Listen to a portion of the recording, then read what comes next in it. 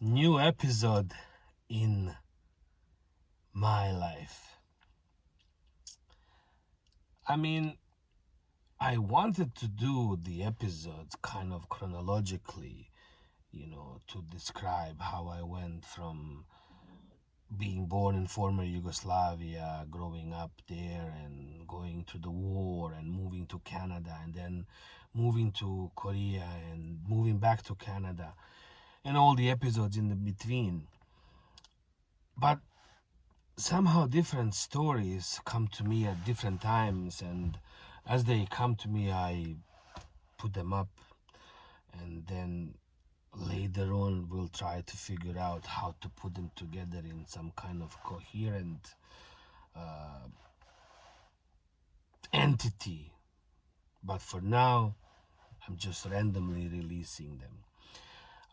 This one has to do with my time in South Korea. In 2002, I graduated from the university here in St. John's, Newfoundland, with a bachelor's degree, and I studied social and cultural anthropology and political science. There was really no work for me in that field there, and I really wanted to be somebody who studies cultures, who studies anthropology and write books and tries to explain why things happened the way they did. I mean, I spent 5 years studying the war in former Yugoslavia, genocide, mass murders, the worst things that happened to us, to the humanity as a whole. And I wanted to understand why we did what we did. One of the reasons why I'm releasing my albums, the music that I'm releasing in 3 different entities. One is called the victim, one is called the villain, one is called the watcher, is to understand that after all these years of studying, I realized that we are all equally capable of being, and we all are at some point in our lives, in these roles of a victim, of a villain, and then of a watcher. And it goes back into the circle. In order for us to truly understand the human experience as it is, we really have to go through all these experiences. That's the way it is. I spoke about this in another video on God, how we believe that God, one way we think of God is that God is this omnipotent, omnipresent entity that can do absolutely everything at all times.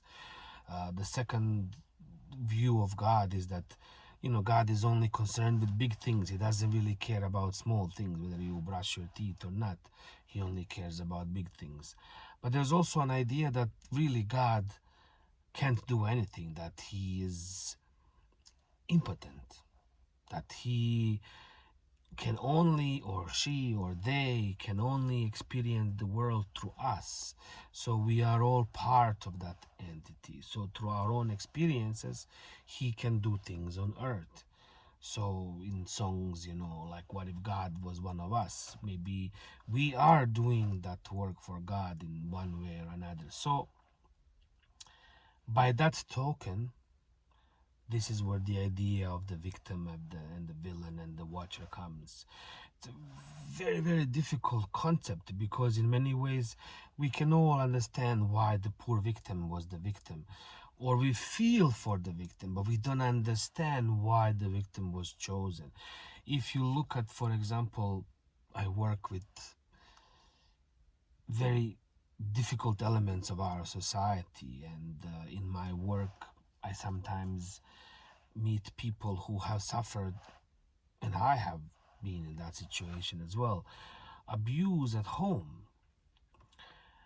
And then you ask yourself, why does one child gets abused, why the other one doesn't?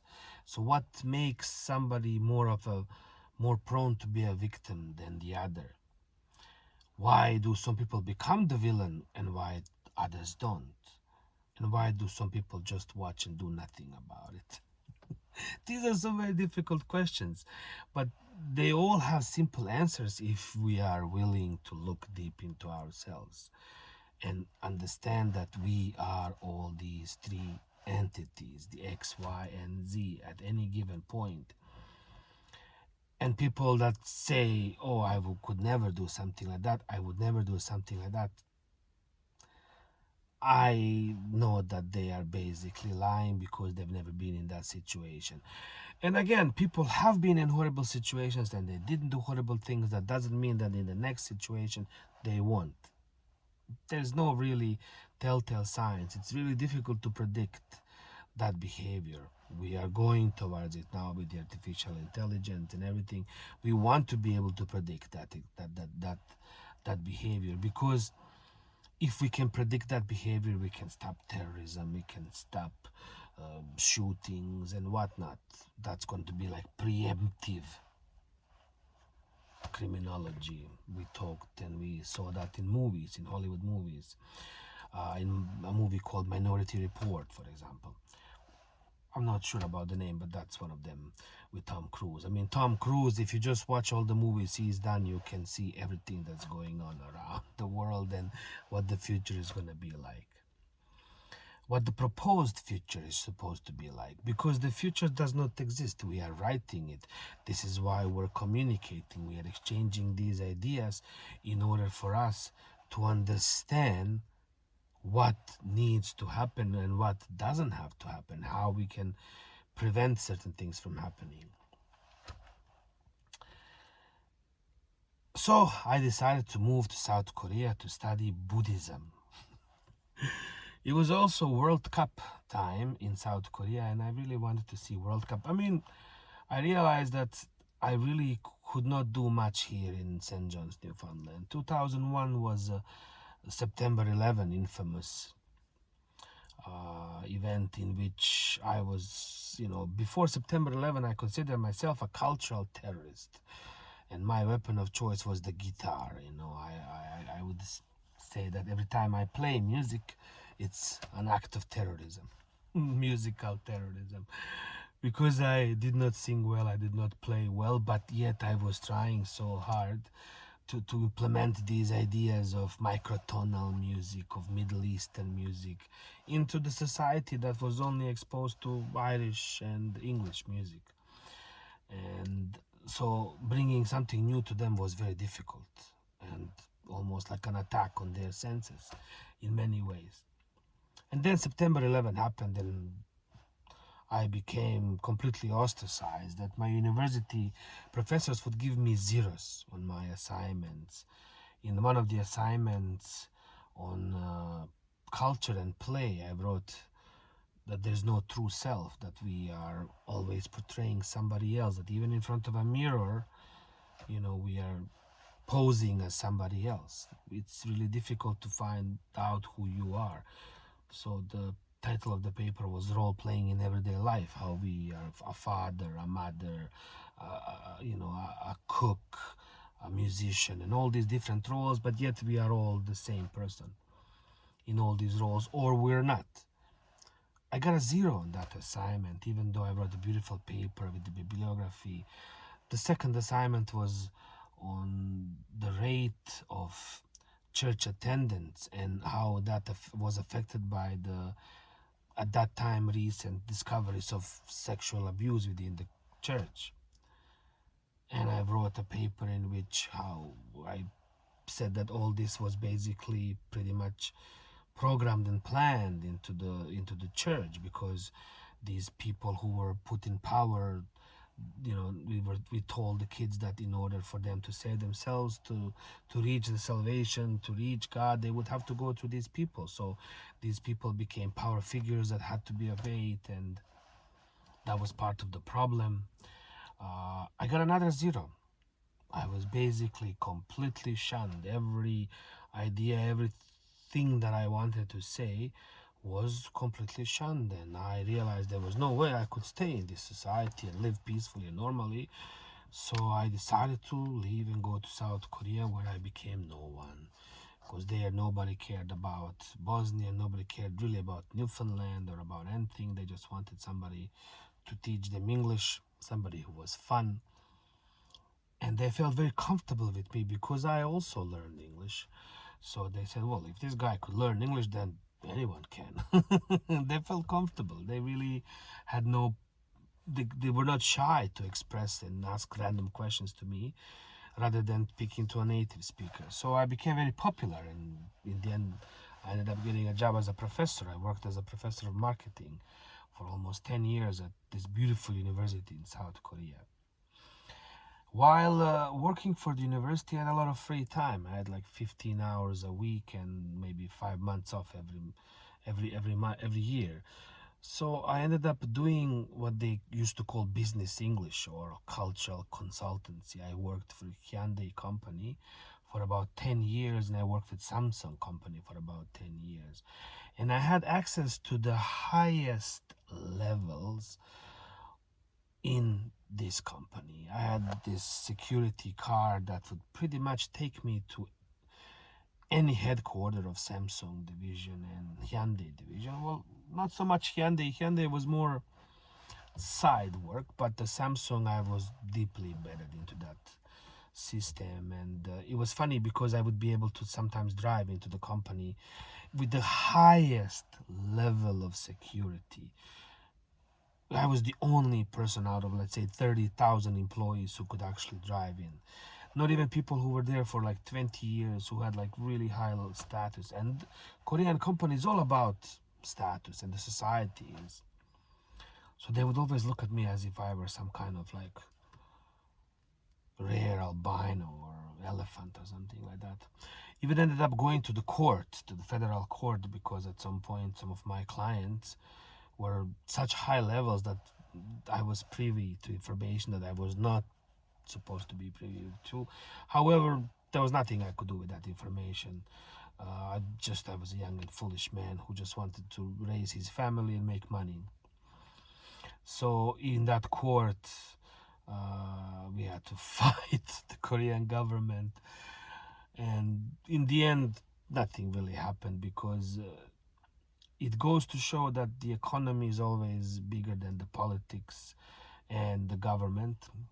And in South Korea, a lot of these companies, one thing to understand is that they are family-owned companies. They call them Chaebol. For example, Samsung is owned by one company, so is Hyundai.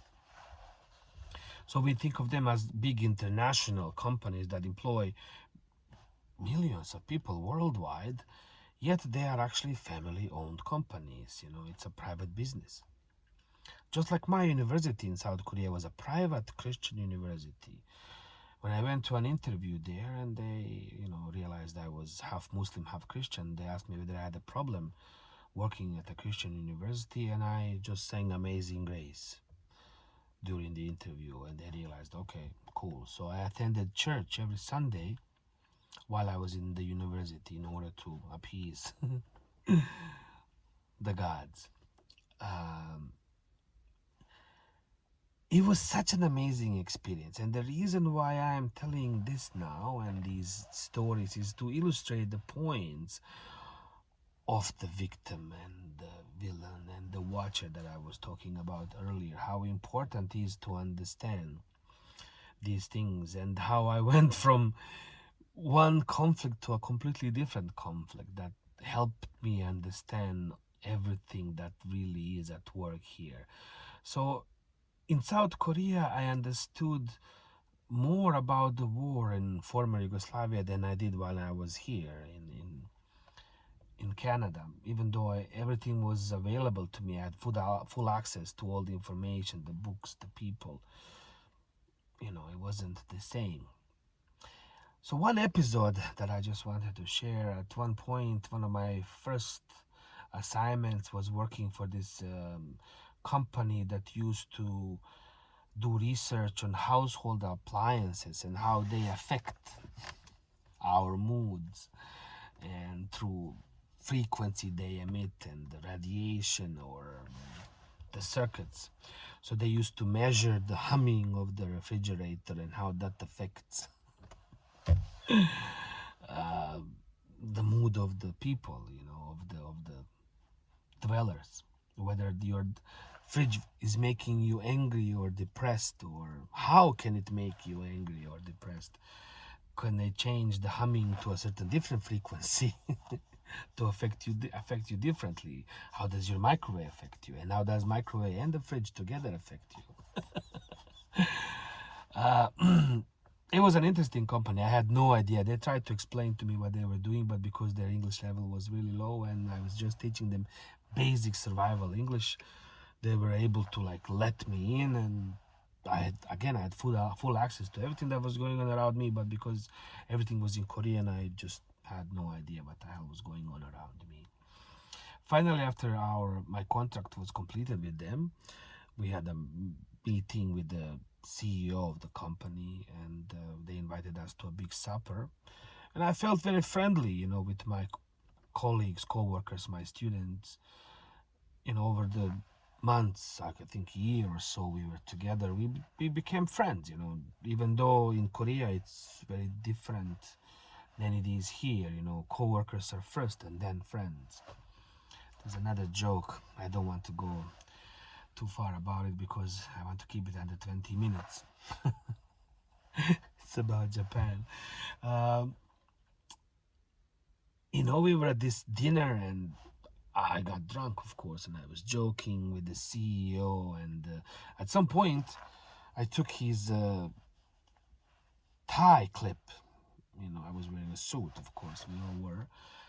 And we had a golden clip for the tie, and mine was just something given to me by my neighbor while I was attending my mother's funeral. I ended up going to see my mother because she passed away suddenly, and I needed a clip, and my neighbor gave me his, and I carried it with me all the time just to remind me of that event. So I had a huge sentimental value, but it wasn't materially valued. And in many ways, I was giving this guy a piece of my own history and taking his golden necktie clip, and he actually understood what I was talking about, and he took that. We exchanged the clips, but I basically touched this man. This man was untouchable. This man was the CEO of this huge conglomerate company, and all my students just suddenly went in and they bowed down to the earth, man. It was like they were so apologetic, saying, please forgive our, instructor. He means well. We will take all the blame. During the meeting afterwards, he just told them, no, everything's cool, get out. While his manager, the senior manager who was sitting next to him, who was allowed to sit next to him, and he said something kind of condescending towards me. And the man took an ashtray and just banged him in the head.